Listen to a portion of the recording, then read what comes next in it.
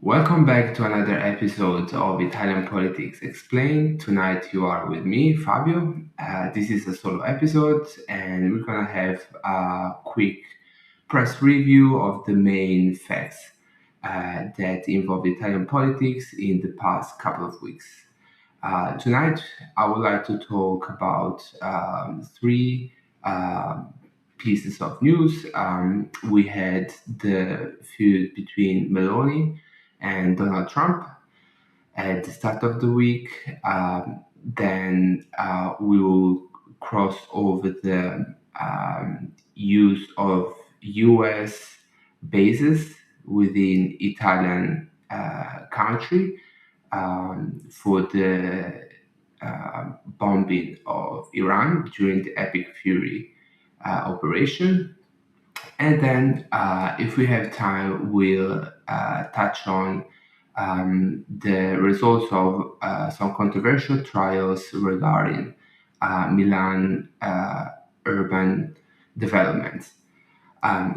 Starting from Meloni and Trump, it all started at the G7 Evian meeting in France. Um, there were no big political news lines, um, titles from that meeting. Nothing really major happened. But a few days after, an Italian journalist managed to connect with Trump by phone, and Trump revealed that Meloni uh, just begged for a picture, for a photo op, and he felt really, really sorry for her. So he just agreed in taking a quick shot, and that was it. He also commented that Meloni didn't do a great job as an ally, and the relationship between them were pretty cold. Meloni's response didn't come long after. She quickly said through her Instagram channels that Italy and her never beg for anything, and what he said was simply just not true. Then the quarrel moved to social, to Truth Social.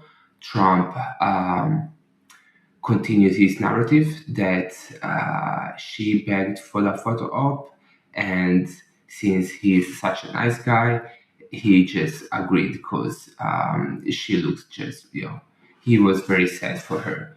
Um, there were no real repercussions, to be honest, in either foreign policies or internal political scenes from this little food.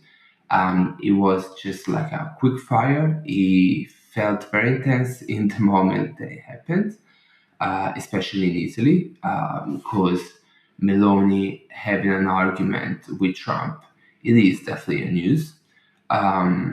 Maybe not so much in US, despite being uh, reported enough. But when the whole quarrel moved to the social, it became fairly clear that both leaders were speaking to their audience, to their electorate, and they were just picking these fights to gain some more popularity. This is because Trump on the US side was looking for a scapegoat after the disastrous peace deal, in brackets, signed with Iran. Also signed in brackets because nothing is really clear at the moment we are speaking. And Meloni, on her side, she realized not long after the war started, the Iranian war started, that Trump wasn't bringing her any further popularity.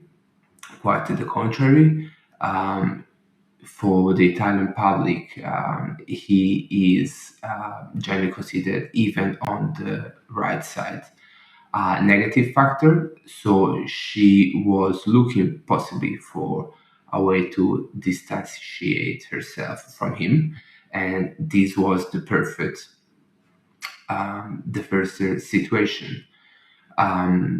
So yeah, nothing new on that side. Um, it didn't really have many repercussion. Other than that, the Italian foreign minister Antonio Tajani, the canceling joint meeting with Marco Rubio, the correspondent minister in US, to sign some deals. That was kind of that was a very political move, but not really an institutional approach. Um, in a way or another, the relationship the two countries kept going on as before through second and third in charge public servants, um, because actually that week was a week um, with a few events to sign different sets of deals that they were anyway signed.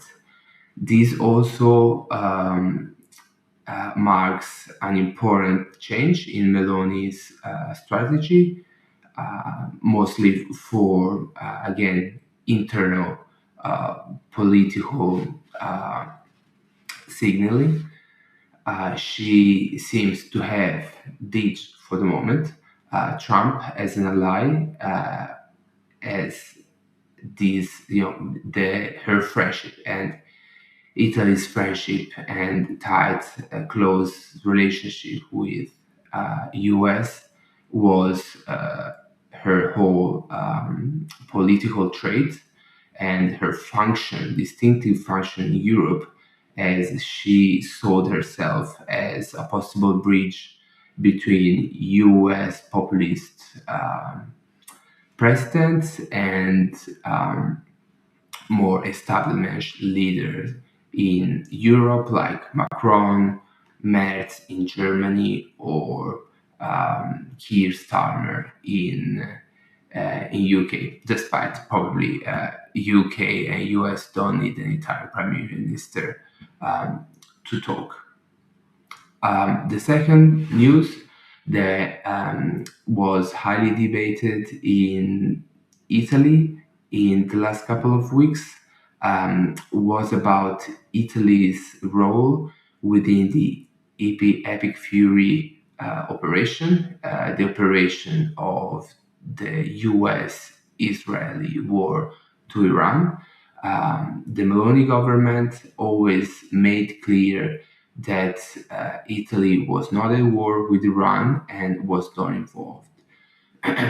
Since our geographical position, Italy has always been used by Americans to um, to use as a stopping ground for long distance operations. We have a few US bases in our country. The mains are Sigonella and Aviano, one in Sicily and one in Friuli Venezia Giulia, a region up in the north, I guess. I think it's in Friuli, in that region, yeah. Um, so while the government always pledged that U.S. carriers and bombers pass um, through those bases just for um, ancillary functions. What? ancillary functions, it actually turned out, from the words of the NATO president Mark Rutte, that Italy granted more than 500 times access to their US facilities, bases, to bomb directly Iran. Well, this is not technically possible because of the bilateral agreements between the countries. Um, it has always been suspected that that was the case, but both the U.S. counterpart and the Italian government try to make clear that those aircraft movements were just for logistics. Now, the words of the head of NATO put in serious doubt this official narrative, and possibly even compromise the position of Italy within the war. Um, the situation still hasn't been cleared. The Italian government still stands still on their position and says that those movements were just for logistics and they haven't been involved in the bombing, so they're not an active party within the war. Um, Iran just made some generical accusation to NATO as a whole, through the words of their foreign minister. So the situation doesn't seem to have escalated, but this is possible way it could in the future.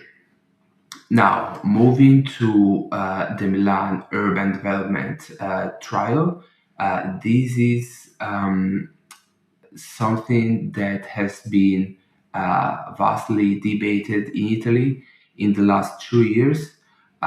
These two of many trials about this single topic, but divided by different sites and different developments. Two of these trials have finally come to an end in the past 2 weeks. In both cases, all the suspects were acquitted.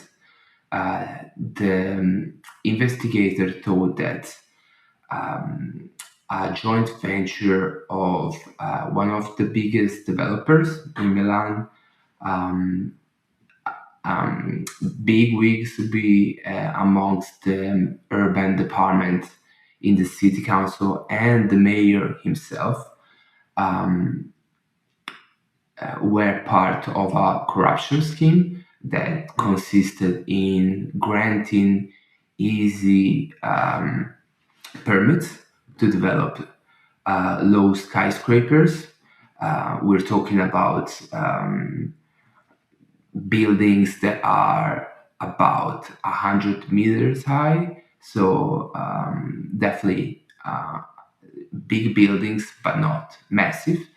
And so the prosecutor thought that the mayor and some figures within his salas, that is the name of the mayor administration, granted these easy permits in exchange of money. So a clear corruption scheme. But what has always sound not solid about the investigation was that the mayor had always fought for a review of the urban planning schemes, and had a few years prior launched this new regulation or interpretation of a regulation, because Italian planning schemes in their architecture belongs to the 1940s, so they are outdated. They are extremely stratified, um, and they often create quite a bit of confusion. But what is seemed to be clear since the start, it was that this was a political issue. Milan is, as a city, is experiencing high growth. Is one of the few cities in Italy that is changing his urban fabric. He's growing socially in terms of inhabitants, and it's growing economically. It's one of the few cities in Italy that managed to create a thriving environment for a number of different enterprises and company, and has all even been able to manage to attract um, wealthy ultra rich from other countries around the world. And this is also very controversial, but it's going to be a different episode of Italian Politics Explained. So the point of the mayor was that in order to increase the offer of housing, his solution was to make planning scheme easier to reduce the scarcity. Milan, as any big city in the West that is growing, is experiencing a serious house crisis. The city is expanding at incredible rates. It's quickly eating up all the little towns around her green belt, and that now becoming integral part of the city. Um, and the prices of renters and of real estate are growing at a really impressive rate. Um, this is serious because the wages are not growing at the same rate, and so many people, including many locals, are now facing some tough choices, whether to move out of the city or stay and having the way of living reduced by the extreme cost of rent. What happened in the trial was that the accusation from the prosecutors were now found credible, and the judges declared that the people that have been suspected to be part of the corruption scheme actually acted in a fair and honest way. They just applied the rules that were told to be in power. It is not easy to accept that to build a low skyscraper, you need less permit than to build a detached house. But this is what actually happened in Milan to facilitate the building, the construction of many more units. The town hall set up these brackets, interpretation brackets, where just with a declaration from the builder, you could knock down old buildings like warehouses, for example, and build buildings that were much bigger than that. and that was without paying the fees that are usually paid to the council to provide for the basic networks in terms of hydraulic engineering, so sewage or public water, or even the services as public transport and green spaces. Uh, this was actually an open air move from the city mayor that just traded off the construction of many new apartments for a few hundred thousands of euros, believing in fees. I mean, just believing that reducing, stemming off the providing some relief to the housing crisis would be a better solution for the city and would allow for the city to keep growing and attract new people from other parts of Italy and of the world. Um, this is a series of trial that is not to that hasn't come to an end with this week. There are many more trials that are due